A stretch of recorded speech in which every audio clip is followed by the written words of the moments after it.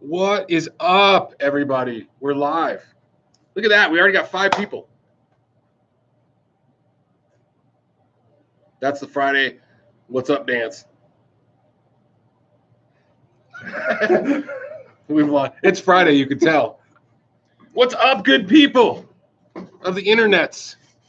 YouTuberverse. What up, Quentin James? What's up, Driddle? What's up, Ben Coombs? What's happening, buddy? What's happening, Genesee Beer? Big shout out to our friends at Genesee Beer. I don't have any friends there, but everybody hear us pretty good? We good? We in frame? We've switched. Oh, yeah. I'm on that side. Well, it's all right. Look at that. We got 6 people already. 2 thumbs up. It's the dancing. it was the dancing. Early. That was the main draw. I think so. Well, welcome everybody to First Friday. Welcome to Getting Fact on Friday, First Friday with Flipside Music. Prepare for the facketing. We should get shirts. We should get shirts that say "I got fact at Flipside Music." No, that could Fact hard at Flipside Music. I got fact on a Friday at Flipside. No, that might sound bad. Or great. I did have a good T-shirt. Quentin's sporting that F.U shirt. What? Of course he is. I think that's his new. He sleeps in that shirt. Somehow, a Flipside shirt made it into a vid this week. All right. Thank you, Ben. How's the sound? Sound good? Sound good? Sounds good. There's an echo. Sound good. Sleeping on the winter. Yeah? Hiya. What's up, RJ? What's up, Todd Flowers? Ben Coombs, audio is good. Sweet. Driddle. Cool. Yeah. All right. Driddle. I think we got everybody. Yeah, We're in double digits. We're in double digits. Look at how look. Right out the door. We're out the gate. We're in double digits. People love us. They do. Like the microcosm or the super microcosm that is the flip side. Oh, Texas toast. More dancing. Skin. Yes. Skin to win. That's it. So welcome. Flipside Music. F.A.Q. What is this one? 36. Hey, Dave Brown. What's up? The infamous Dave. Dave Brown is here. That's awesome. The Dave of Daves. That's right. That looks like Ariel's in there too. That's fun. What's that? Ariel's in there? Yeah. Oh, very cool. Thank you for watching. All right. Look at this. A Texas toast. Right there, buddy. What is this? Episode 36? Mm-hmm. All right. So we figured live stream, do this for about an hour and answer good. some questions. So we have some questions from last week's show, right? We do. They're tucked in Dylan's organizational. What is that? My secret place. Right. It's Dylan's happy place. His phone. Fiona. All right. And we're going to, what do you call it? Check out some of the questions from last week, and then once we're done with that, we'll ask you guys questions that are in the chat. Or you could ask us now while Dylan's fucking around. I'm almost there. He's almost there. So ask us a question real quick that I can answer really quickly.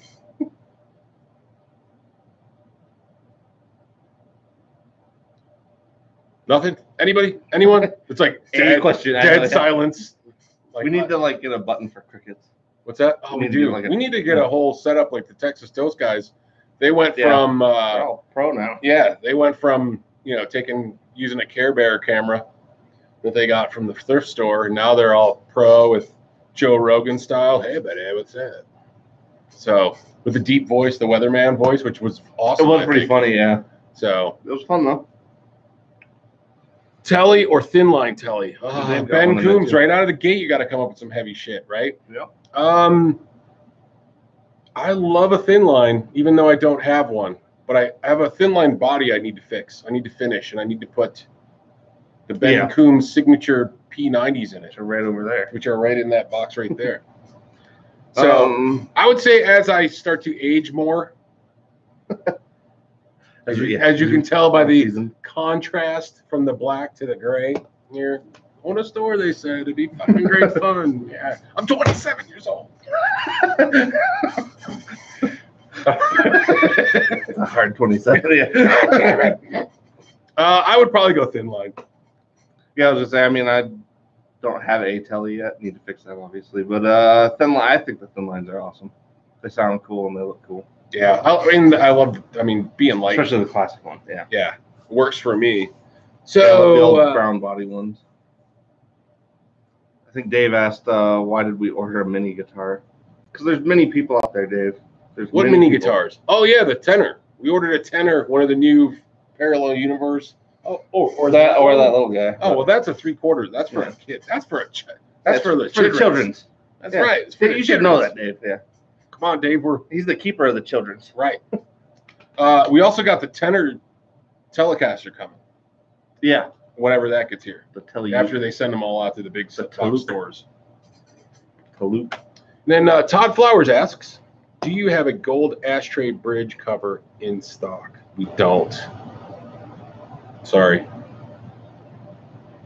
We don't have any ashtray covers, do we? We got that one. We got that one Telecaster bridge that has the half cover. Half cover. Yeah, that's kind of cool. Yeah, the old ashtray ones. I mean, you don't even see those too often.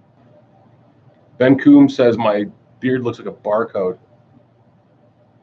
Oh yeah, it kind of is getting there, man. I get the black and gray, and something about these cameras make it look even more. Yeah, it does. It's not really that. Yeah. It's not really that. I can start doing the fucking KFC commercials and shit. You're a full family. Come on in, get yourself some fried chicken. Get yourself a 12-piece. If I knew it was this kind of party, I'd have put them in mashed potatoes. Your taters, biscuits. So talk to me about Gray. I'm one beard away from a small Santa gig. Small Santa, yeah. Driddle's almost doing Santa gigs. That's all right. Nothing wrong with that. No, that's great. It's your. Now you have guaranteed income every holiday season.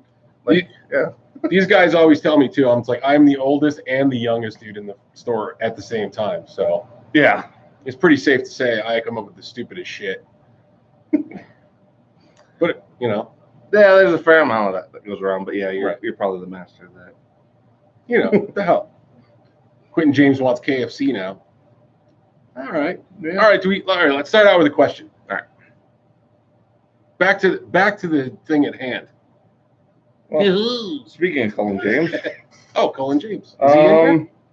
Well, this is Quentin James, not Colin James. That's Quentin's cousin. Quentin, is Colin your cousin? I don't know. I'm just going to ask him. Well, they are now. Yeah. Maybe so now Colin James and Quentin James are going to be cousins forever. Maybe they're kissing cousins. Going to be done at the family reunion. Yeah. Shotgun wedding. So Colin James, well, that one actually we could save for later because we were going to bring that up ourselves. Okay. Tim White was wondering about the looking at trying the Meteora when we get those in. We will have those in. I don't think Tim is with us right now. No. He's still alive, but he's just not with us on the street. Thanks, Dave. Yeah, later, Dave. We'll see you tomorrow. Well, Colin James has a few. So one he brought up was the Sucker Punch from Greer. We actually just got in with Greer, 2 weeks ago? Yeah, we just got their stuff in 2 weeks ago. Sold like half of it already, yeah. Yeah, so we're going to get the Southland was actually awesome. I really like that one. We're going to have to get that one back. But, yeah, it looks like Colin James is definitely recommending the Sucker Punch. Okay. We'll check that out. Yeah.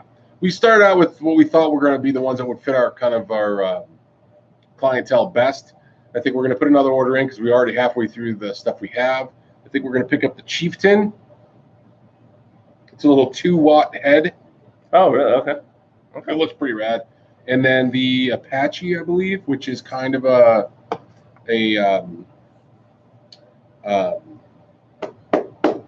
Blues Deluxe. Oh, sweet. Magic Greer dust. Magic Greer fairy dust. Greer dust sprinkled on top. Nice. And then I think I saw Ben Coombs asked us a question. He doesn't remember what the question was from the week before due to certain habits that he likes to engage in. So, yeah. He's been spending too much time with the shrubberies. If we needed a nice shrubbery. Yeah, a nice shrubbery. Put it right in front. Bring me a shrubbery. A really nice one we could put in front. All right, so what's Ben Coombs' question? So his question from last week was... Oh, it's Ryan from RNA Music. What up, Ryan? Hey, Ryan. So Ben's question from last week is, If you had to build a pedal board and can only use pedals from one company, whose pedals would you use? That's a good one.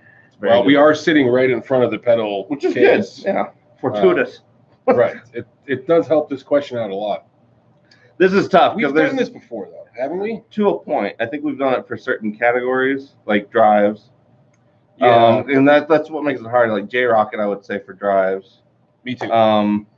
Like hands down, J-Rocket for drives of what we stock. So that being said, if I had to pick one to not go into some crazy madness, I would probably say J-Rocket, and the reason why is because they have good drives, but the Lenny's a really good pedal. They do have compressors. If you the Alien Echo is good for delay. Right, the Alien Echo. You have the Touch, which is a really nice little drive too, and that's the 45 sensitive. caliber. That one's a great one. But we also have the Rockaways.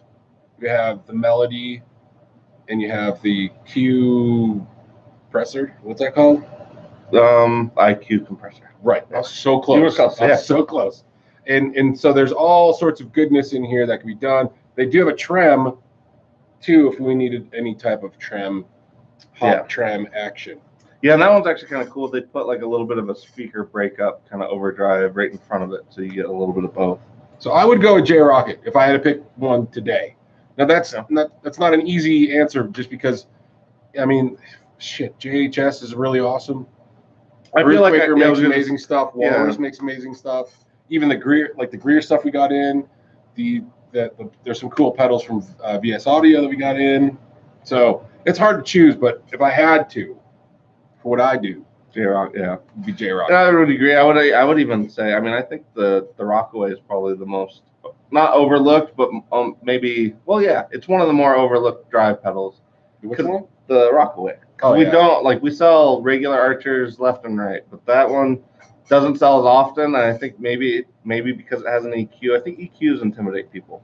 I think so too, but I don't understand why, because that drive pedal is already pretty killer. Yeah, and then you can dial in what you want. Exactly what you want. Yeah. So here's the thing, though. You can also use it as an EQ. You can use it as an EQ, but if you're playing out, depending on the room, that can actually like if you play in a room and you're like, this place is tinny as fuck. Yeah, if only I had a little more low end, or if only I had a little more low mid, or I could bring it down a little bit and take that harshness off. Right. I mean, that's where that really comes in handy, and I don't know. Well, and that's why I feel like it's overlooked, because it's perfect for like a drive that can fit any needs, because you can change it to exactly what you need. And it's like most of these that just have one tone knob, it's fine, but like an EQ, I don't know, much more flexible. I agree. Well, I wonder what here's another ratio question. Because everybody loves to know my ratio question. Our finger to palm ratio. We got finger to palm ratio. We got shits to fuck ratio. We got boobs to space ratio. Right, boob to space ratio. There's a lot of things happening. We still got a lot of critical math. Right, we still got to figure out the shit to fuck ratio. Yeah. We haven't figured that one out yet. If you're wondering what that is, it's like, how many shits do you have to give or don't give? Before it equals. Yeah, how many shits do you don't have to give before you don't give a fuck? Right. That's really what it is. Now, this isn't the portion. It's at least 2 shits. That's what we've at least. I think narrowed that down. It's at least 2 shits. I say 3 to 4, but this is not the kids. This is not kid friendly. So if you have anybody, this is important learning material for their future. Well, they need to know. You need to have set. You got to understand where things, like a hierarchy. Yeah, you got to see how things stack up. Right. Shits to fucks, and you just got to know. Now, where did we start this conversation at? Ratios. What are we talking about? See, pedals. It's been a long day. It's been a long day of selling pedals, and now we forgot what the hell we were talking about. Yeah. We're also like semi-loopy because we're both a little tired, but it's been a long. This is fun. Yeah. So I don't remember where we're going with all. Well, favorite pedal. Yeah, I mean, J-Rocket drives hands down, and even like I don't use that much else. Like the Boing is great, Alien Echo is great, so they would cover me on that stuff. I would say Earthquaker, Walrus. I mean, even I don't like Strymon, but I could totally see somebody getting by with just a board of Strymon, obviously. Yeah. Oh, you tell me. Yeah. Strymon, you could definitely do it. Yeah, you could fly yourself to Mars with their stuff. So. Well, the Sunset's great. Yeah. For a drive. So that takes care of that. Yeah. You got all your reverb and spacey shit that you would ever need. Yeah. So. Yeah, I could totally say they're not necessarily for me, but I could definitely make do with the Strymon board. Yeah. RNA Music says we're going to be demonetized for swearing. You know what? Well, there goes our 6 cents. Yeah. Well, there goes my condo in Dubai. I guess I'm fucked. I mean, no, it's going to snow. How many? Yeah. My retirement. I mean, I think every video that we've had has got me at least saying shit at least one time. I don't know that we could not do it. I mean, if we edit it and put like David Lee Roth screams in there, but well, we someday when we actually have a you know, when we step up a level, when we go from this, which is, you know, pretty good. Yeah, I mean, we go past this and go to our next level. Yeah, when we have like 20 people watching, we have like a producer. I think Matt said that we should have Mrs. Texas Toast here to regulate. Edits will get you demonetized too. What? Well, I guess then we're definitely fucked. Do you even monetize your channel? I didn't. I don't. Whatever. I don't even know. I don't think we have enough views. Were we given the option? I don't think so. Like they're like, yeah, probably not. You guys aren't quite there. So, I mean, we don't get enough views for people to be monetized. So we're not into the giving a shit area yet. Right, we're not there yet. We're not analyzing our analytics. Well, I do look and try to see how many, if we get new subscribers. But honestly, we've been doing this 36 weeks now. Yeah. So that's pretty considerable. And I think we've gotten total net about 40 subscribers. Now, granted, that's about one per video. That's not well, but that's like net. That's shitty, but still not too bad. But what's happened is we've lost a bunch, but we've gained a bunch. And I feel like the ones that we've gained are the ones that are watching us now, currently. Yeah, we've whittled it down to the money. We've gotten rid of maybe the ones that came from other places. Yeah. That didn't really give a shit what we were doing. Right. And now these are the people that. Well, we'll get there. That are I was gonna say honestly, I think once we start doing the other videos, I think. Yeah, when we start getting into the. Right now, these are basically guys that would all hang out with us here if they had the option. This is our drinking. Yeah. You guys are our drinking buddies. If we were all in the same city, we'd all be at the bar doing this. Exactly. Shooting the shit about pedals. Yeah, talking shit about guitars. So this is basically what our live streams are now. Is hanging out with you guys doing that. Yeah. It's our virtual bar. Texas Toast said he's got a bunch of subs. He's not monetized. He does it. Patreon's where it's at. Yeah, but we're a store. We look like a bunch of dicks if we're a store asking for Patreon. No, give us money for stuff. We're a store. Doesn't that seem like a dick move? To a point. Okay. If there's some of the folks though that do actually want to help us get better at doing this, I could see that because like even Matt pointed out with doing setting up their new mic setup, that was paid for by the Patreon. So now I'm not saying that we have to have that, but it wouldn't hurt. And if people are want to be nice, might as well let them be nice. Yeah, I don't know. I feel like it's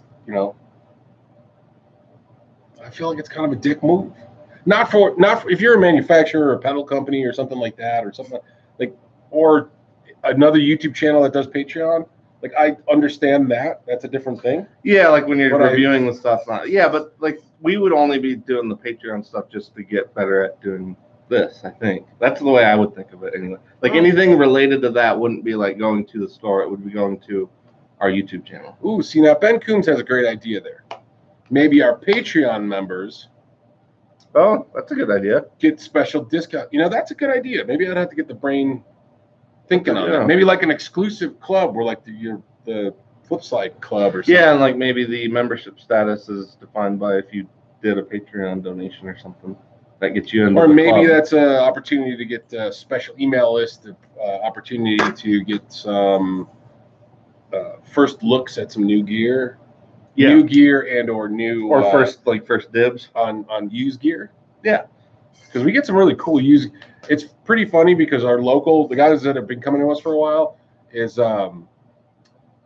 they realize that we get some really cool used gear, and there's a lot of guys have been like, yes, I'll take that. Yeah. That's cool. How did you get this? You got, you know what I mean? And there's other people that don't come through regular enough to know how much cool gear we actually. Well, I feel like we've had a few guys that had to learn the hard way that as we grow, we move through stuff way quicker than we ever did before. Because it used to, you could probably rely on it being here for a little bit when we weren't moving like that. But now Now people are definitely, I think, learning they got to buy it when they see it. Yeah. Well, and plus we've also implemented the store pickup button on our website, which is kind of cool because now at least our locals are like, holy crap, I better get that before somebody does, and that way we can just grab it, set it aside. Yeah. You know, so we try to make that a little bit easier. Matt said that setting up Patreon's pretty easy. Ryan said that's a great way to subvert map policy like other people we know. Yeah, no shit, right? Yeah.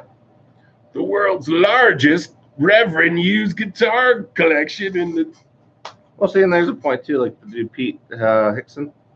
Hey Pete, So what do you mean get better? Than he said he's here because he doesn't like the big slick channels. So sweet. Well, thank you, Pete. There's merits to both. We are not the big slick channels, and I mean, I would love us to get, you know, I'd like our channel to grow. I'd like the store to grow, right.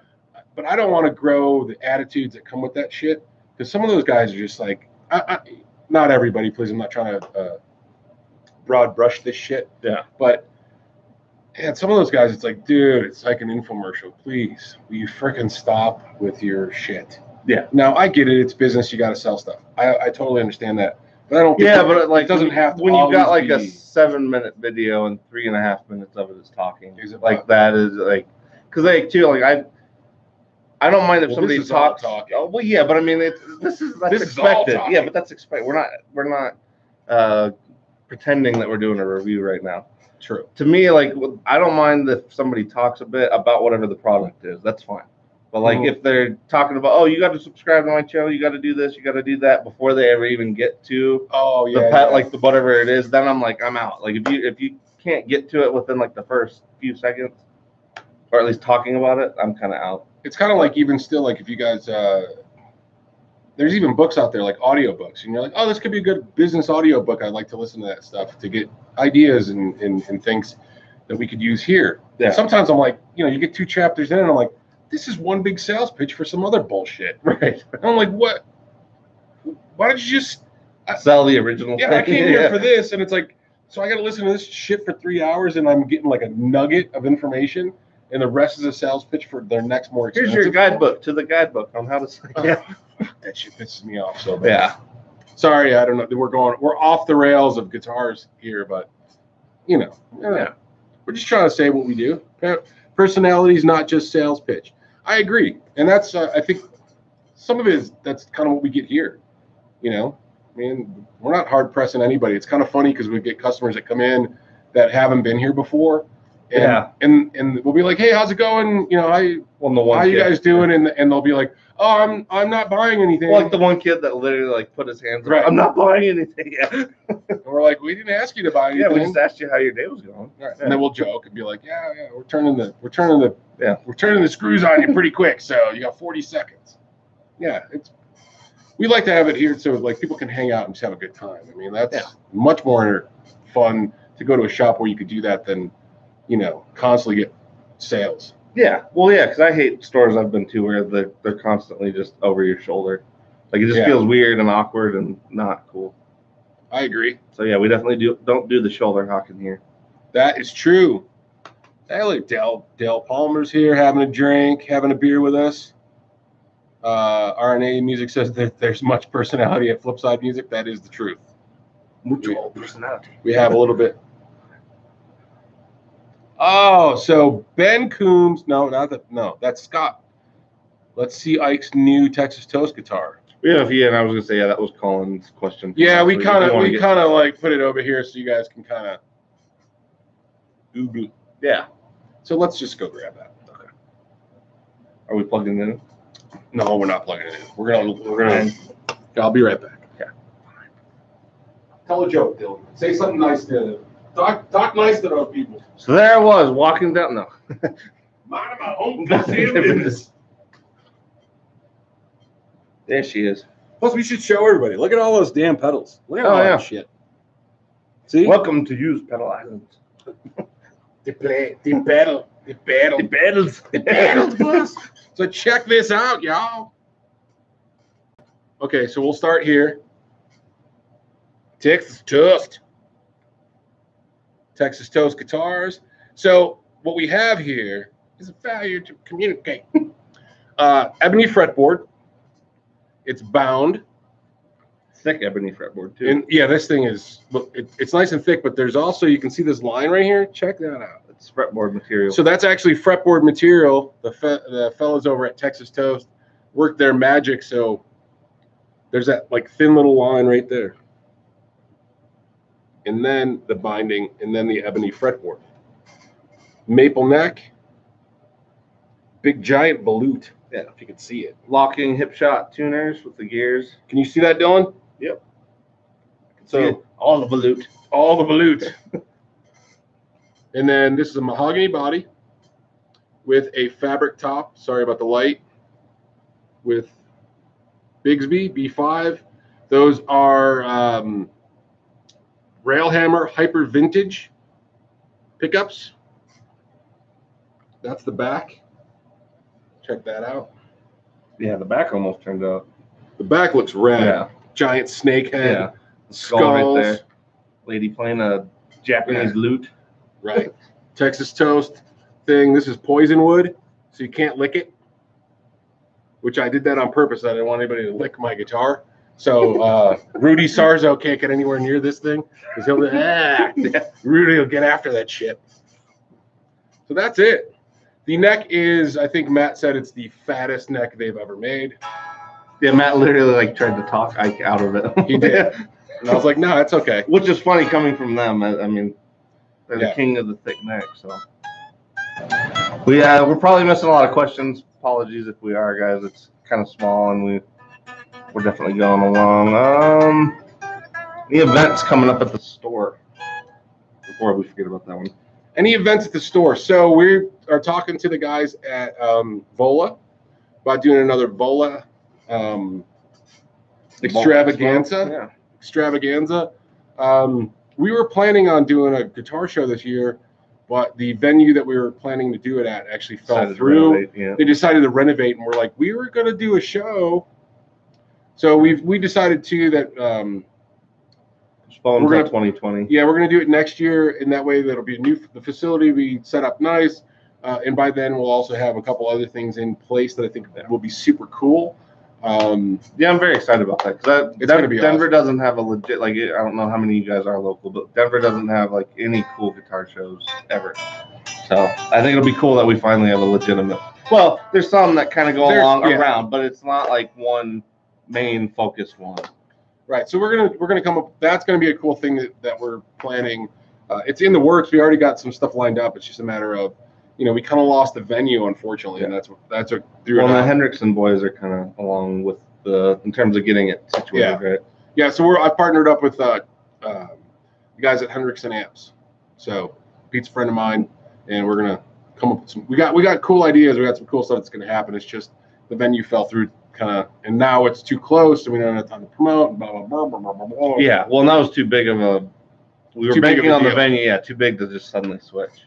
But we're also thinking about doing a Texas Toast meet and greet. Brouhaha. Okay. Is that a thing? That's with beer. It is now. With beer and food trucks. Brujas. Right.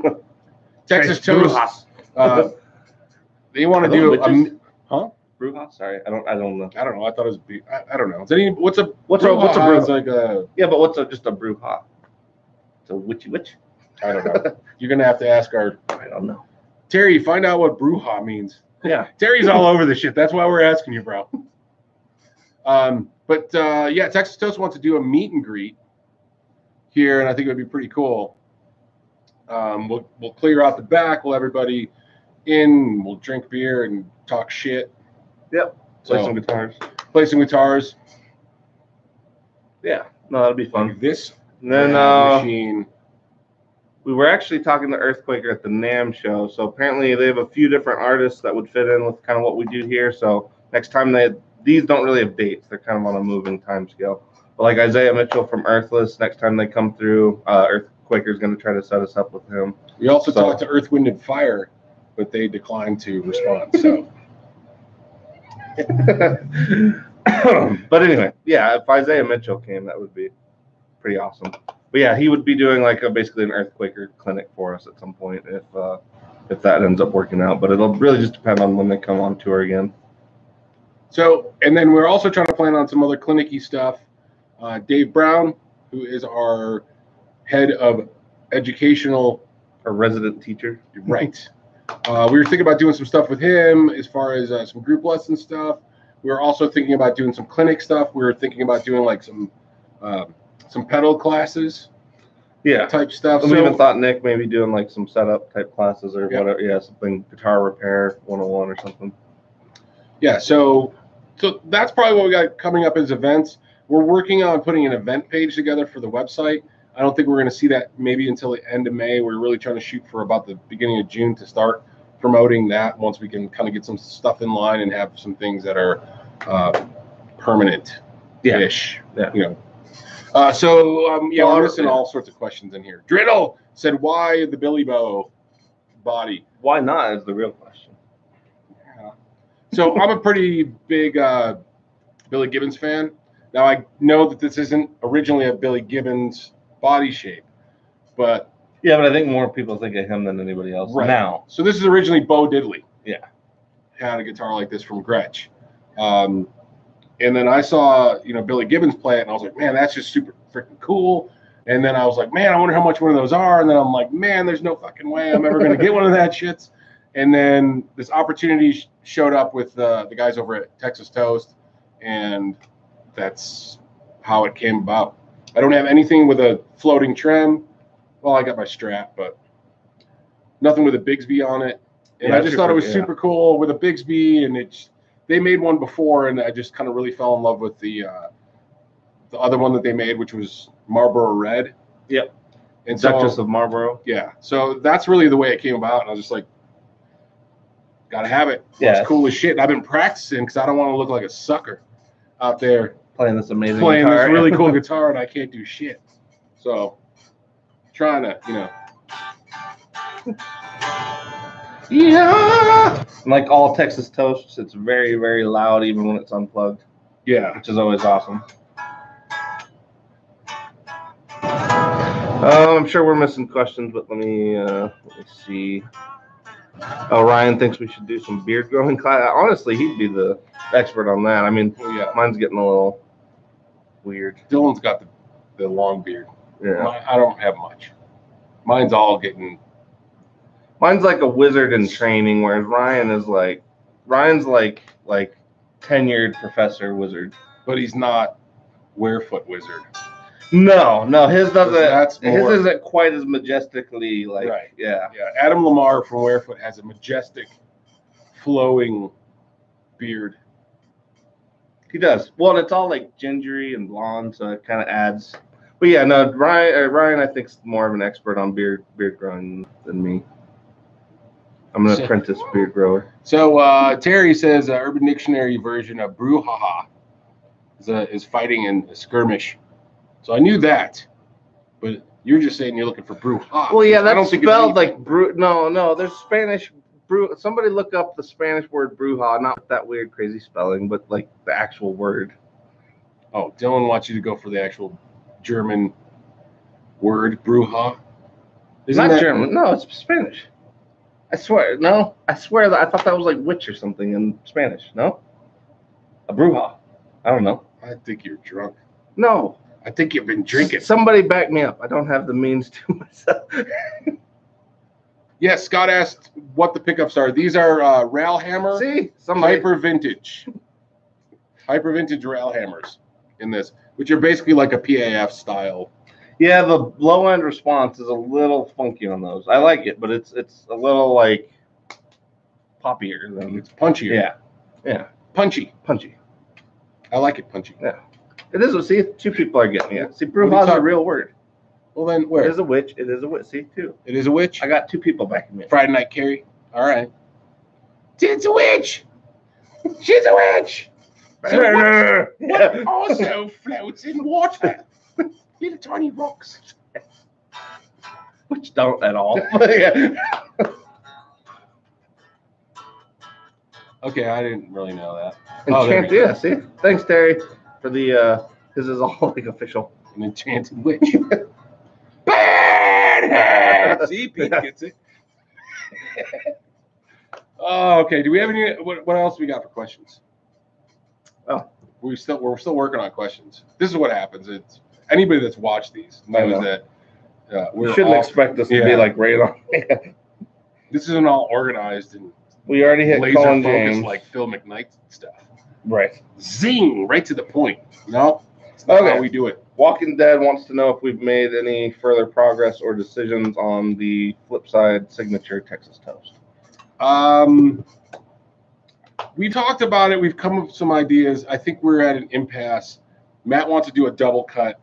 I want to do an RD. How about we compromise and do? Because I actually thought the 480, since it came up there the That other was day, a good idea too. Yeah, if we did like everybody look up the Rickenbacker 480 if you already don't know. But think about that one. With I don't know, doing a binding might be expensive, but it looks cool. Yeah, but it looks so badass with the binding. I know, but there's a lot of. All right. Well, anyway, the one with the binding looks awesome, and then we, even though it'd be a guitar, not a bass, we would still give away like a free Lemmy with it. That's the idea. Yeah, that was we got a dozen Lemmys over here. Yeah.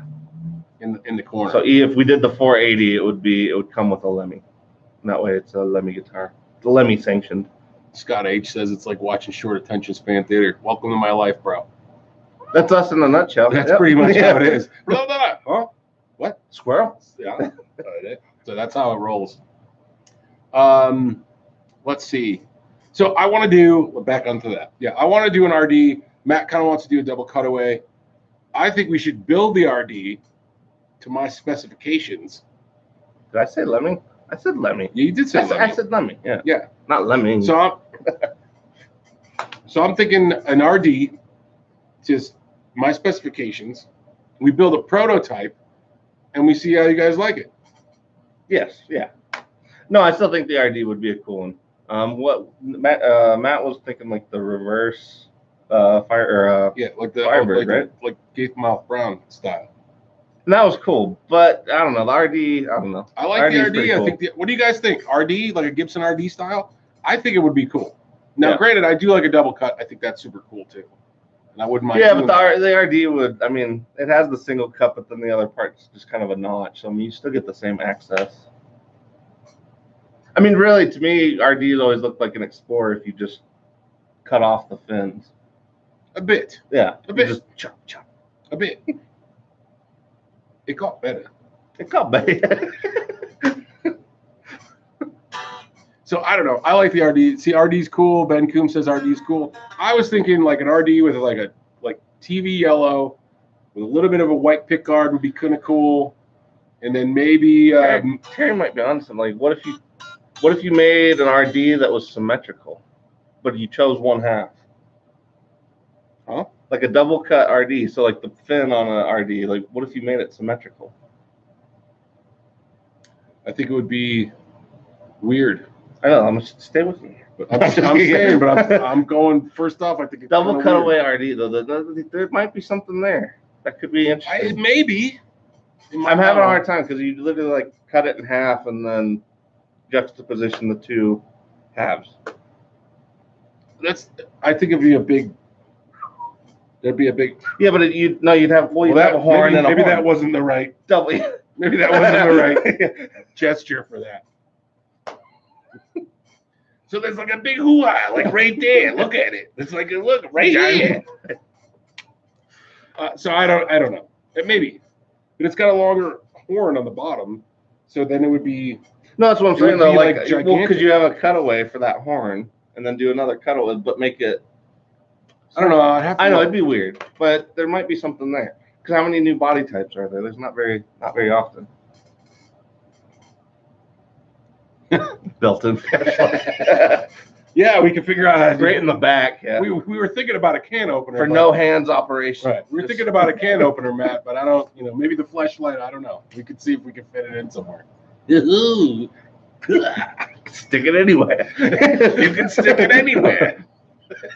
Well, that way we could have no hands operation of guitars. Oh, this is going to shit. This whole thing's going to shit. Okay, so there was another question in there, Uncle Jeff. Squirrel. There was another question that was actually good. Oh, okay. So Matt was saying there's no shortage of people that say that a guitar is cool. It's just making sure that the people that say the guitar is cool will buy them. Will write a check. Yeah, that's a good point. That's a very good point. Now, I think that there is a market for the RD. Yeah, it's I certainly obviously do. one. I mean, between Ghost and just a few other companies that are kind of making them resurface, I think that it's definitely a model people wanted back. Right. I think they're, yeah, I agree. Well, Gibson's making it again. But that's why, like, I was thinking about the 480 because, like, I don't even know if Rickenbacker still makes that one. So it'd be kind of cool. I mean, it'd be kind of cool to revive that one. Obviously, that's Dylan's. You could spearhead that one. Well, that could be the Flipsider 2 or something, maybe. I like the sounds of that. Yeah. Let's see, who else are we missing? All right. Do you have any other question as far as Menthaler 100? So, Terry, what happens if you put the wrong thing in the beer cap opener? These are questions that need to be asked. Yeah. Workman's comp. I feel like that would really hurt. I figure we got to up. We're going to have to up our workman's comp insurance if that's. Yeah, exactly. I don't know. Dylan's getting in the shop like 2-3 hours early now. Everything's fucking greasy. It's gross. Pre-lubed. Door handles all loose and shit. This grease it's all going to hell. Somebody said Iceman. Yeah, Driddle. Yeah, that's what I'm talking about. It's kind of like an Iceman. We did the thing. Yeah, with the spike. Yeah. Right. Icemans are cool. I mean, Paul Gilbert, like the Paul Gilbert shape. Or at least I think of him whenever I think of the Iceman. I agree. Okay, do we have another question? So why the rail hammers over a set of RDs? I just want to try them. I like the rail hammer stuff. You know, we got Reverend guitars over here, and I like the pickups that are in those. I have a Reverend Sensei Junior, which is a P90, and it sounds killer. My Flat Rock sounds great. The other guitars that we have here sound good too. So I figured try to put a PAF style in this, and it would be. Did the Lost Duchess have TV Jones? I don't. Matt, if you're still on there. It had there. a single P90 in it. Oh, did it? Oh. Mm-hmm. Matt, if you're still there, I don't know. I don't remember. I thought for some reason that one had like TV Jones style ones. It's been a while since we've seen the Duchess though. Pete says the fleshlight and the fleshlight and the can opener are not interchangeable. Exactly. That's what I'm saying. Like if you correct. miss the mark by just a little bit, you know, dark stages, things happen. I don't know. That changed. Dark stuff. You get to the ER. He's like, dark stages. What? I don't know what happened. Put the wrong piece in the wrong opener. What are you supposed to do during intermission? It's a whole new definition of plugging in. Hey, you open that door. I know. This is why YouTube doesn't like to give us money. Yeah, but then you have to turn the guitar over to open them. Put the bottle. I did have one. Yeah, it's the 1P90. So you remembered right. For some reason, I thought that one had some Jones. What one did they ever have? No. I don't know. For some reason, I thought they had one in those early 3 that they brought by the first time. Yeah, we do sell ESP. We don't have a ton of them in the shop right now. We were thinking more around summer we're going to add a little bit more to our stock. We just got a shit ton of Fender stuff in, so we're going to have to cut that. Yeah. We're going to have to work with that, paying that bill off first. So, yeah. So if anybody needs a Fender, call a brother. Yeah. We'll make some deals for you because we will. Right. We'll do that anyway. So anybody that's kind of watching us. Yeah, that really applies to anything. But now Fender, especially for the most part. The thing is like people, especially people that are on our YouTube and people that support us on Facebook, even Instagram and all that kind of stuff. It's like, you know, if you need something and we got it, call us. At least give us a shot. Yeah, at least give us a shot. And if we can do something, we will. If we can't, we can't. You know, I just don't like it when somebody comes in, we don't even know who they are, and they ask for like a discount out of the gate. It's like, I know this goes contrary to some videos that are out there on the YouTube on how to beat up on how to get the best price on shit.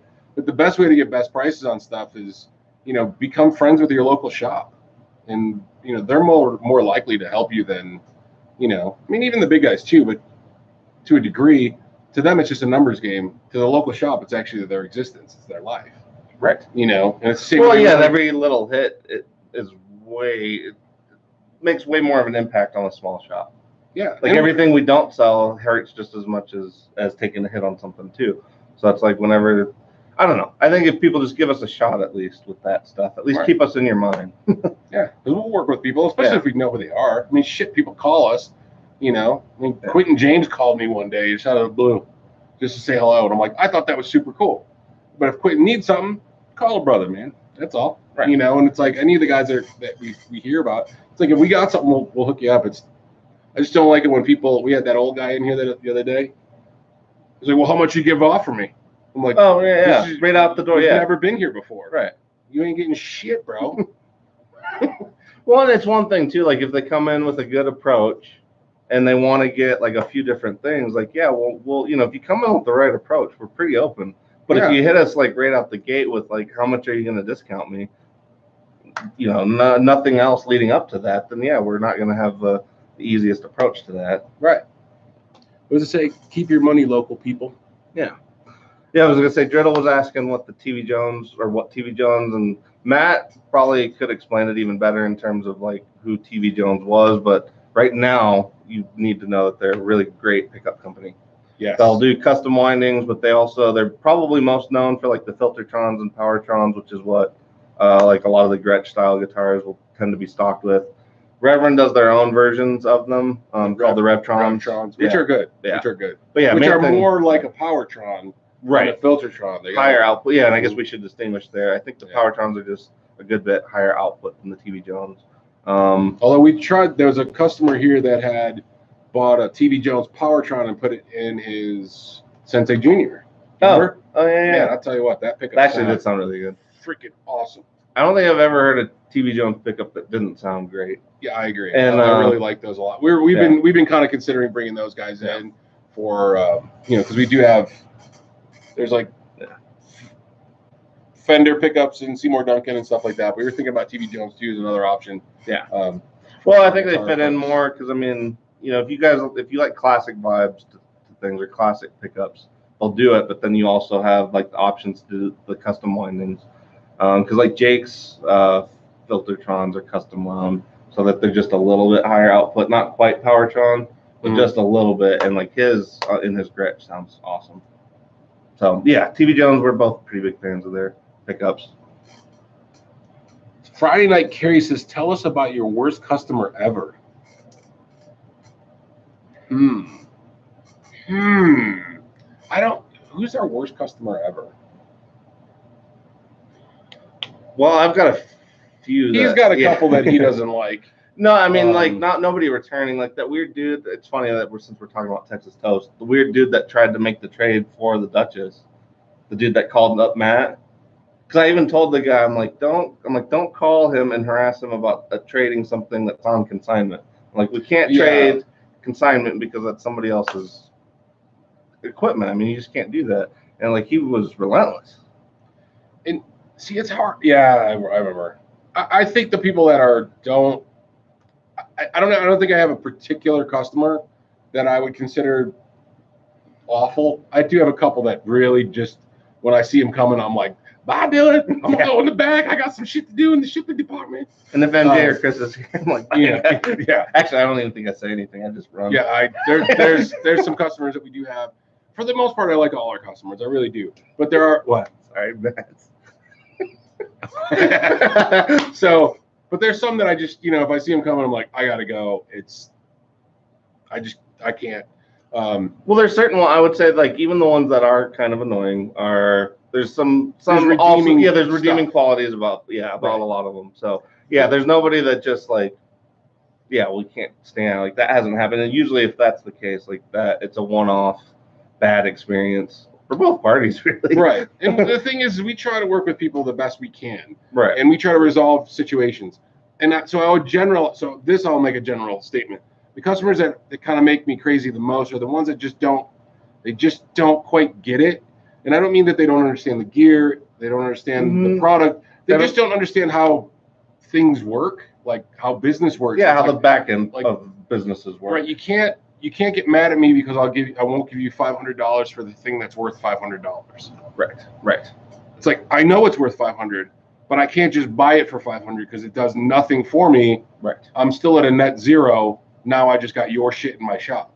Right. And so it's the customers that don't understand. It's like, hey, we still got to pay for the lights. We got to pay for, insurances, and we got to pay for shipping and all this other stuff. So we have to, we're not trying to gouge anybody, especially when we do trade-ins or any of that stuff.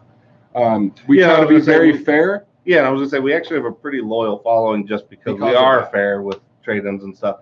And it really is just the guys that, yeah, like you're saying, that just don't. It just don't. It doesn't click understand that. math. Yeah, it doesn't click that. It doesn't make sense to pay the same amount for something that you're gonna sell it for. Like that just doesn't. Yeah, some people just don't understand that. So And then you're you gotta trading go nothing for nothing. Yeah. Or you go get the guys that just you're going over and over the same shit, and you're like, okay, dude, I've said this 4 or 5 times, I've reworded it as many ways as I can think of, and now I can't say anything, and so it's just like I don't think At some point, you just got to go. I don't think we could do this. No. Yeah, and honestly, now like if we feel like that's like a conversation is heading that way, we usually just tell them we think you'd be better served doing this in a private sale. That way you get the amount that you have in mind. Right. And like that way. And I mean, it's not like we're just trying to defer it. At the same time, like if you want 500 for your item that's 500, the only way to do that's a private sale. So we try to at least steer them in the right direction to make that happen. Yeah, and I think people appreciate the fact that we do that. Yeah. Just because it's like, listen, man, we can't give you what you want, but here's a couple options of way you could do it. We just can't make that happen for you. Right. And and if you don't want the hassle of doing a private sale. Well, yeah, we don't just say like, too bad, good luck, beat it. Yeah, we never say beat it, guys. We always try to at least find like whatever option would probably be the best for them to look at. Right. Like a lot of people locally, I don't know if you guys have like in Denver we have a Facebook page called Denver Music Gear Swap, and like that probably has like what 10,000 local, at least now, probably close to 10,000 local musicians on there. So half the time now, it's a better, safer way to go about like trading gear and stuff in Denver than Craigslist. So usually we try to steer people that way, but yeah, I mean it's more of a customer type than an actual customer. And I feel like now too, well, even just being around you, like because you have the restaurant experience, but I feel like I've learned how to read people better than when I first started for sure. Like I know when certain people say certain things, I'm like, oh, okay, that's where this is going. You're way. When you first started, you get frustrated, you were like, you get tongue tied. Remember? Yeah. When Dylan first started working with me, he'd get tongue tied and shit, and he'd get nervous, and I could see him kind of like, I don't know what to fucking say, and I'm like, shh, I would just sleep in, and then I could tell like he it's been years now, and I just have a lot of experience in the restaurant business and diffusing sales situations and diffusing shit. Like 20 some odd years in the restaurant business and bars, diffusing drunks is a fucking art. Because those people, there's nothing going on. There's like 3 brain cells left. Whatever you expect to go on is like not. Right. There's 3 brain cells left and 2 of them are wasted. You know what I mean? I'm trying to get that person to understand that their tab hasn't been paid or we're closing or some stupid, like it takes an art to put that shit together. So. Definitely. So it's more of a type than an actual person. Yes, for sure. Yeah, and I would say the people that have and honestly, some of my favorite customers are actually guys that have either worked in stores before or have done a lot of their own gear sales, because then they know exactly what is like reasonable to expect. Right. And then they come in and it's no like weird back and forth. Like there's certain guys that have dealt with enough of this gear like we have that they don't beat around the bush and try to pull one over on us. They just go right to like, this is what it's worth, this is what I want out of it, are you interested? I mean, who did that with us with a bunch of shit? That happened within the last few months. There's somebody that came in, they had a whole list of stuff, and they were like, this is what it's worth. Oh, was it JP? Is that who it was? Oh yeah, we've done that with him a couple times. So we got a really great customer named JP. He's been playing for years. I mean, the dude's bought plenty of shit from us. Super cool.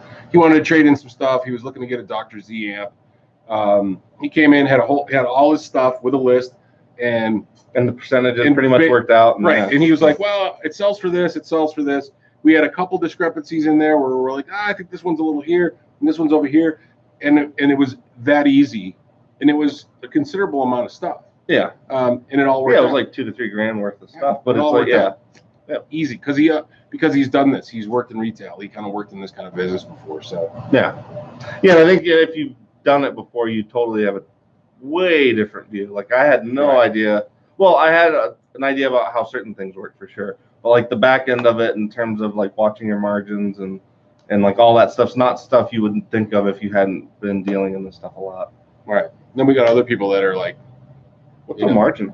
You know, I wrangle butterflies on Tuesday afternoons from 4 to 7:30. My husband's a professional dog walker only on Saturday mornings. Right. Yeah. We have a budget of $3,000 to spend, but we don't understand why you won't give us money for that. It's like, yeah, you don't get it. Right. Professional butterfly wranglers.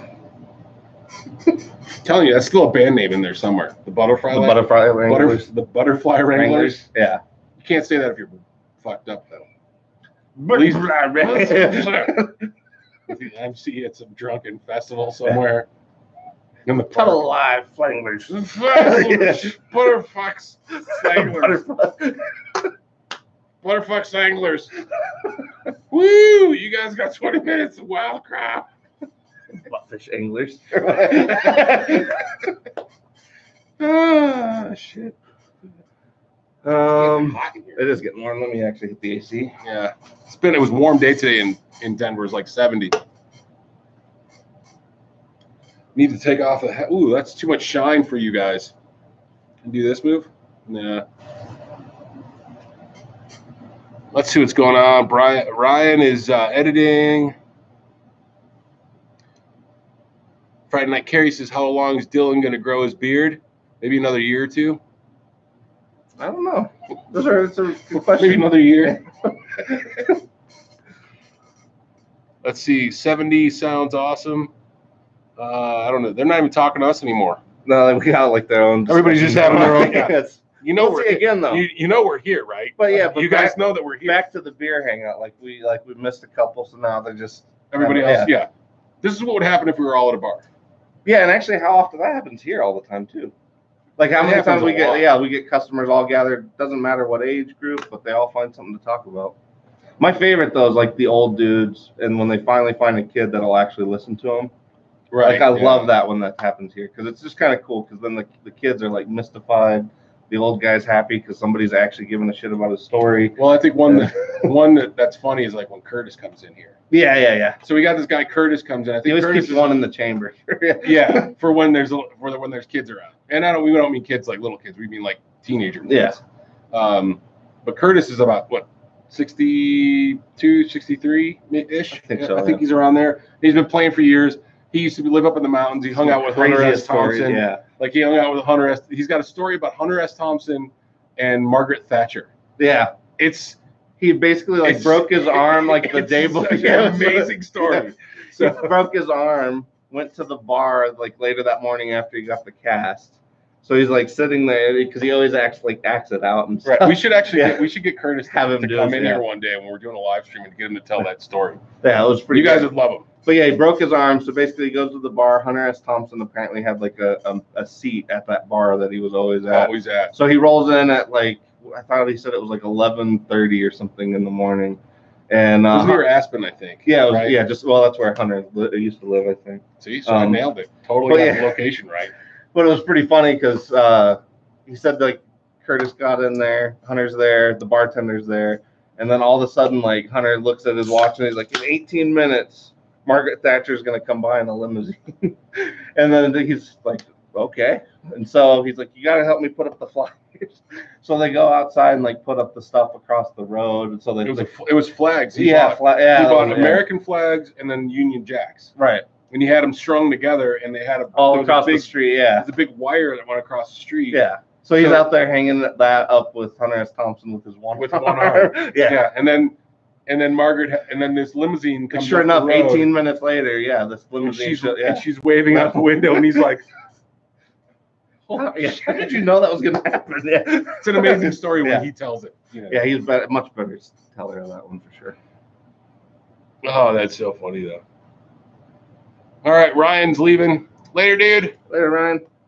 Anyone know anything about Surprise Sound Labs in Colorado and their Flex 15 amp? Surprise Sound Lab? I haven't even heard of those guys. Something to look up, though. Driddle. Beatles or Stones? Stones for sure. Beatles are good, but I love the Beatles. Don't get me wrong. George Harrison's my favorite Beatle. Like I honestly liked his stuff. I think even better than I don't know. But I'm weird. I don't know. The Beatles. Like I really do like some of their stuff, but it doesn't hit me the same way that Yeah, the Stones stuff does. Yeah, I love. Don't get me wrong. I like the Beatles. Yeah. But the Stones, it's rock and roll. It's fuck you. Mm-hmm. You know, Exile on Main Street. It almost if you as soon as you put the if you listen to the vinyl, as soon as you put the record needle on the vinyl, you could already smell the smoke and booze. Yeah. Coming right off of that thing. As soon as it starts, Just the vapors. Yeah, the vapors of booze and smoke come right off of Exile on Main Street. As soon as it starts. No, I love the Stones. And you just don't get that same thing with the Beatles. Right. Not saying I don't like them, but well, no, yeah, you never have that like balls out rock with the Beatles. I mean, they have some good stuff, but you never just have like the same vibe that the Stones had.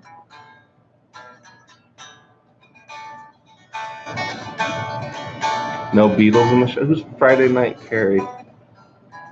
We actually don't mind the Beatles in the shop, but I can't say either one of us has ever actually turned them on specifically. no, think about it, other than Chris has. We do have a couple rules though of what we don't play here. Yes. One is no Sweet Child of Mine. Yeah, that would kill me. Absolutely not. Dylan will rip your freaking head off. Yeah. And we don't play the Doors either. Yeah. Sadly. He likes the Doors. I can't do it. Well, yeah. What was it that I compared your hatred of the Doors to my country music? No, yeah, but some because I like old country. We've established that. But yeah, because I can only listen to classic country when Dylan's not here. Oh, that's what it was. That's what. Yeah, because the Doors, you said like when the movie came out and like the yuppie people that you were associating it with, and that was what it went back to is like if you haven't lived in the South, you don't have like those horrible experiences with redneck guys that listen to country. Like you don't have that. I don't. That in your so that's where like the modern country like can't stand that stuff. I can't do modern country. Hell no. No, and that's terrible. I can't. Yeah, stuff's like awful. Uncle Jeff said road trip. Yeah, but the thing is, Dale Palmer it's worse. What do you say? What the modern country or new country isn't very far off from rock and roll. Well, he's right. You're right. You're absolutely right. I agree. The problem is shit. Yeah. Right. It's total crap. Yeah. I mean, some of the guitar tones and some of the guitar players that are on those things are pretty awesome. Oh yeah. The problem is that the whole Nashville thing. Nashville machine. Is now the McDonald's of music. Yeah. Oh yeah. They have writers and teams of shit. And they just keep churning out stuff, and they're talking about cutoff jeans and pickup trucks and same old bullshit, but it's not authentic. It's just, hey, these are like triggers. To me, it's no different than the '80s glam shit. It's just it's like same formula, same. They're just churning out the numbers. And there's not saying that there's like modern country guys like Chris Stapleton is awesome. You know, Jason Isbell is another great one. Well, see, that's the thing. Like Guthrie Trapp, as far as a guitar player, is really great. Well, like even Stapleton, to me, like when I hear him, I don't even like. I guess I do, but like modern country is so awful that like when I hear him, I don't even think country. No, it's like a different thing to me. Well, I think it's a country dude. He's like a southern dude singing, but I think what he does and what I like is that he puts a lot of it's blues and country and soul all together into this mash, and it makes it just like his shit's powerful, man. The other night I was listening to him. I was just going through I was watching a lot of the YouTube videos. I mean, the guy's he's writing that shit. You know what I mean? It's not like somebody else is writing it and they're saying he wrote it. Yeah, you can actually feel like there's some because I've seen a few videos of his. Like when a certain lyric comes up, you can tell that like that meant something very specific in his life at one point. And so it's like you don't get that out of the other ones. Like it's just where he's cruising down the road drinking beer in his pickup truck, waiting for the shake their fucking whatnots. Right. You doing shaking your whatnots over there? That's my girl. Shaking her whatnots in the world. Sorry, that's not how it goes. I wouldn't have known the difference. What else are we missing?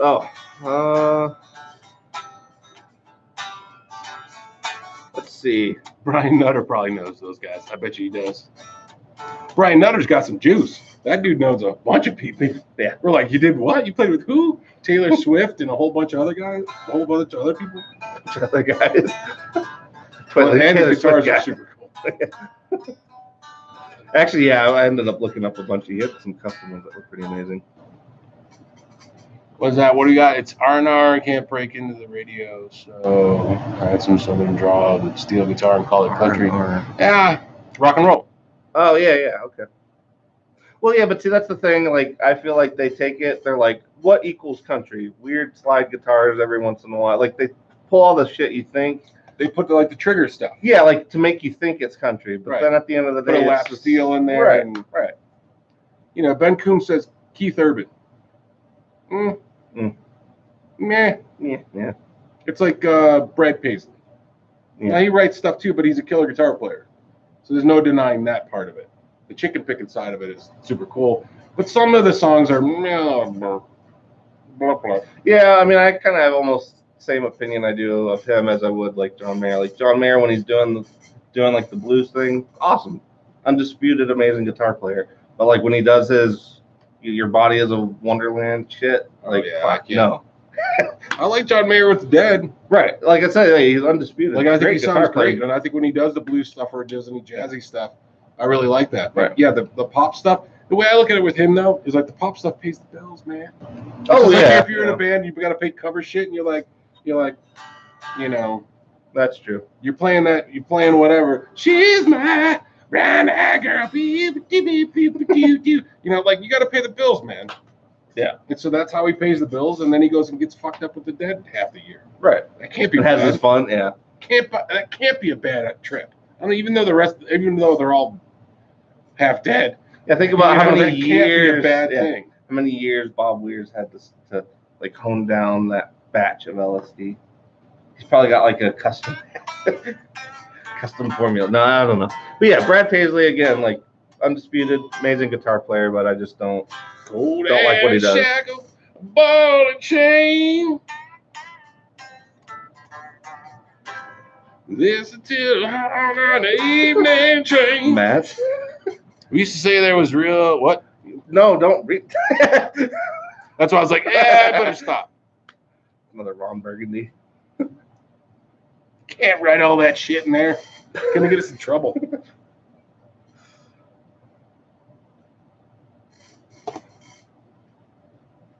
He said that's when I was in Texas. Now I'm much more understanding. Divers do it deep. What's that? Since we are all talking about country, you just have to know divers do it deeper. What? Did we miss part of that drill? I think so. Dale Palmer says I like Hank Diver, and why is he Hank going Jr. deeper? Too. I like the classic guys. Yeah. Hank and Merle and Willie and Johnny Paycheck and Waylon. Yeah, I love Waylon Jennings. Even Dolly. I actually like Jolene. I really don't take my man Jolene. You dirty whore. Devin Allman, is that Wayne's son? Mm-hmm. So Devin Allman did like this show at the Oriental. It was like 4 years ago with Scooter. and Willing. Yeah. With Scooter Barnes? No. Douglas? No, is it Waylon's son, Scooter? McGee? No, Waylon Jennings' son, Scooter Jennings, or something like that. Shooter, that's it. Shooter, sorry. I couldn't remember. But anyway, it was actually a really cool show. Why? It was like one letter. Come on, man. How'd you fuck it up so bad? I don't know. Very carefully. No, it was Shooter. That was it. Shooter Jennings. Anyway, they did a show together, and actually, that was really cool. No, Jerry Reed. Hell yeah, dude. Jerry Reed is badass. Yeah. He was a hell of a player. I mean, if you go back and listen to some of that stuff, he was a hell of a picker. Waylon Willie, yep, I'm down with all that stuff. First concert, Friday night. Carrie's asking what was our first concert. What was your first concert? I know what mine was, and I'll tell you. Well, I'm sure I was at some that I don't remember. No. Which was the first concert you ever went to that was like you were somewhat of an adult, not when you're like 6? Yeah, but I have some awesome ones, like when I was like 5 or 6. So then what? Okay, then pick whatever. Okay. I'm trying to put some guidelines on. No, as an adult. But I get it because it does count. If you were at a show and you were 7, it does count. Yeah, because it's like some of the stuff I saw when I was a kid was pretty awesome. If I gotta adjust, then I'm just adjusting till I was older. But I could have went to stuff when I was younger and I don't remember. But my parents really weren't into. That wasn't really their thing. Yeah. Well, I saw Dio, well, Heaven and Hell, so basically Dio with Black Sabbath when I was like 13, 14. So that might be the first one where like I made the effort to like figure out how to go and all that stuff. If that made, like where I like made the conscious decision, I want to go to this. Like that was So Heaven and Hell would be like one of the first ones. I mean, there's some others I have some, but for me, it was my aunt bought us tickets to go see Loverboy. It was like 1980 something, but it was Loverboy at the Rochester War Memorial. How old were you then? Teenage? 16, 15, 16, I think, probably somewhere around there. Yeah. They were popular. They were huge back in the. I mean, hot girls in love. That shit was great. Everybody's working for the weekend. So, yeah, my aunt my aunt bought us tickets, all of us cousins. So what's the first one you decided you wanted to go to that you got to go to? I think I think it was Ozzy and I think Motley Crue opened up. Oh, that's a pretty sweet one. If I remember correctly. Yeah. We used to go to a lot of shows too. We'd sneak into a place called the Penny Arcade down in Charlotte Beach. We'd go down there, and that was a place to kind of get local rock and roll. That was the rock and roll place when I was a kid. So we used to go down there a lot to see bands. But I think it was, it could have been the Ozzy and Motley Crue, I think is what it was. Nice. Yeah, honestly, for me, like age 16 to 20 was packed with really good stuff. Because that was right around the time, like some of the bands from the 90s were kind of resurging, or even like some of the 80s stuff. But yeah, I mean, I think I saw like in that 4 years, like Metallica, Megadeth, Slayer, Anthrax, all 4 of those at different points. Ozzy, Motorhead. I missed a few because once I kind of got into working, I thought working was important. And so I ended up not going to a lot of shit because, I was misguided as a youth thinking that I had to work more than I should have went out and had fun. But I did both. But don't get me wrong. Yeah. I just chose sometimes to go. I just can't go because I got to work. And it was tough to get. I did the same. I missed some cool. Yeah, I missed some cool ones when for school and shit too. The Dog Paw said Ozzy 1979 passed out upstairs at the Whiskey. That's awesome. That is pretty awesome. That's tough to beat. That's a good one. I mean, I remember, especially 79. I mean, that would have been like right following the breakup with Sabbath. So I mean, that would have been right in the Randy Rhoads era. Dale Palmer said he saw a lot of shows at the War Memorial. Me too. There's a few I don't remember. A few good ones I don't remember. But I saw a lot of the 80s bands for sure. I mean, I think I saw Motley Crue a few times. Van Halen Monsters of Rock tour. That's one like Cinderella. Van Halen one, like the original lineups one. I wish I had there's a few. Obviously, there's a ton of them, but I wish I could have seen Van Halen like in those. Metallica 1988. Oh shit, Man Justice tour. Yeah, that was the Monsters of Rock tour. We were in Buffalo. We went to the Rich Stadium. That must have been a good one though. And I remember we stood there and I went. Metallica was playing, and I think it was Scorpions was after that, and then I think it was Van Halen was after that because Kingdom Come / Greta Van Fleet opened the whole thing up. Oh, okay. Because Kingdom Come was like the Greta Van Fleet of the day. Oh, okay. Because it was like 1988, and they had 3 songs. They sounded exactly like Zeppelin, and everybody thought they were great, and we were all like, "These guys are shit. They'll be done in a minute." Yeah. That's why I don't care about the Greta Van Fleet. Yeah. So I'm like, they'll be gone. Nobody will give a fuck. God, I hope so. I don't mind that they're reintroducing people to Zeppelin, but I don't know. No. Judas Priest. Paul Revere in the race. So my mom actually. Mom would have seen that same tour. So really? she saw them. She saw Dad. 67. Hendrix opened for the Monkees. Oh wow, that's awesome. Yeah, my mom actually has way cooler shit than I do. His mom's a pretty solid drummer too, just so you guys know. Yeah. But yeah, she's had some shows she actually got cheated out of some though, some really bad timing. Cause like Sabbath, Valentine's Day 1975 or 4, Like some crazy storm happened, and so she wasn't able to get out to that one. Had the tickets. She had tickets to the show that was the day after Stevie died, or the following days after, because she was like dying to see Stevie. And I still remember that day because Stevie was a big. Yeah. I was a huge Stevie Ray Vaughan fan, and I was going to college. I was 17, and I was driving to Boston, and it came on the radio that a crash happened, and it could have been at blah blah blah, and they named off a few, and it was like could have been Stevie Ray Vaughan, it could have been Robert Cray, it could have been Eric Clapton, and somebody else, and I was like, please be Eric Clapton, not because I wanted to wish harm. No, but I like love Clapton. Yeah, he'd had an amazing Clapton career had an already. amazing career up to that point. It was just after Journeyman, I think, too. So it was an amazing album, and I loved Clapton. I still love Clapton. But I was kind of like Stevie was still just super hot, and it was like he was just on fire. He just got sober, and he was putting out really killer shit. Well, because everything I've heard from people too is like when he sobered up, he was playing like better than he ever had. Which was, because it was fire. Yeah. And then we found out, and I remember they found out, and I only had like I had two Stevie Ray Vaughan tapes in the van. Yeah, I had a van, and I listened for 6 hours. I listened to those two things. I just kept rolling the tapes. I listened to them for the whole drive out to Boston. Yeah, no, I think my mom said the same thing. Like just days and days of just listening to his stuff, because like she was pretty. I think that's the one. Like if you asked her which one devastated her the most, that was probably the one. Just because she had always wanted to see him. She missed him like the previous tour for work or whatever, and so she was like all set to go see him. Yeah, that's the one I probably really.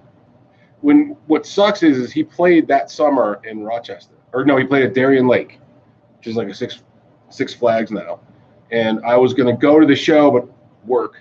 I was like, he comes around every year. I'll catch him next summer. Yeah. I remember still thinking that. I was like, I'll just catch him next summer. He comes around every year. Yeah. And then, so I was so pissed because I missed him by like a couple months, maybe. Yeah. Well, he was truly great, I think. Like, I mean, there hasn't really been. I mean, I'm sure there's obviously lots of great guitar players, but there's something about even just watching like live footage of him is still like almost equally as moving as seeing him. You know, obviously I can't see him in person, but right. I think it's like the closest you get to seeing like true greatness. I agree. All right, well, we're at like 7:30. I got dogs that are gonna shit all over my floor, so we got to get out of here. Yeah. Plus, I think we're just gonna shit on. Yeah. Plus, we're slowly dwindling in numbers. There must be other YouTubers out there that are doing interesting things. Probably not, but probably yes. Yeah.